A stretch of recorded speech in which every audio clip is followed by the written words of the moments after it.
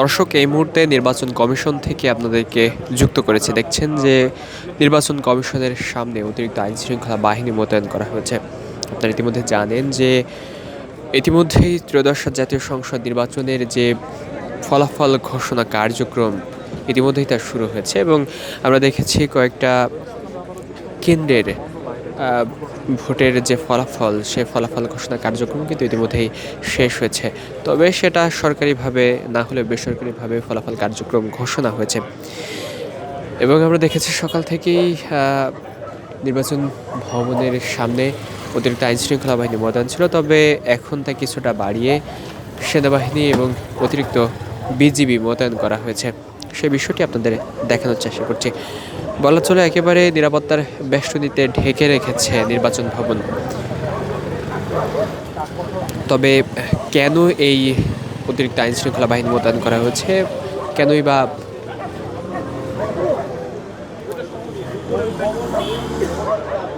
নিরাপত্তার চাদরে ঢেকে ফেলা হয়েছে নির্বাচন ভবন? তবে এ বিষয়ে এখনো পর্যন্ত তেমন কোনো বিবৃতি দেয়নি আইনশৃঙ্খলা বাহিনী। দেখছেন যে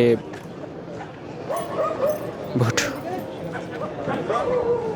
দেখছেন ভোট ঘোষণা কর্মসূচিকে কেন্দ্র করে অতিরিক্ত আইনশৃঙ্খলা বাহিনী মোতায়েন করা হয়েছে।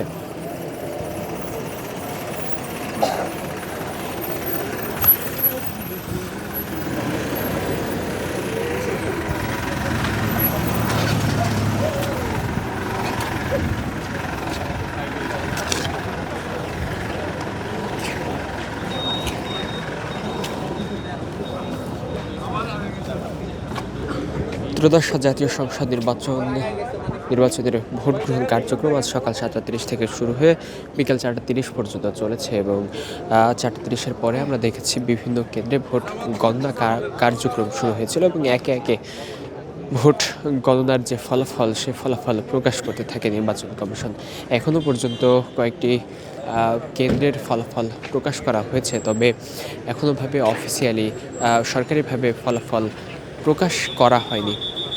দেখছেন যে আরও আবারও আইনশৃঙ্খলা বাহিনীর আরেকটি দল এসে উপস্থিত হয়েছেন এই নির্বাচন কমিশনে।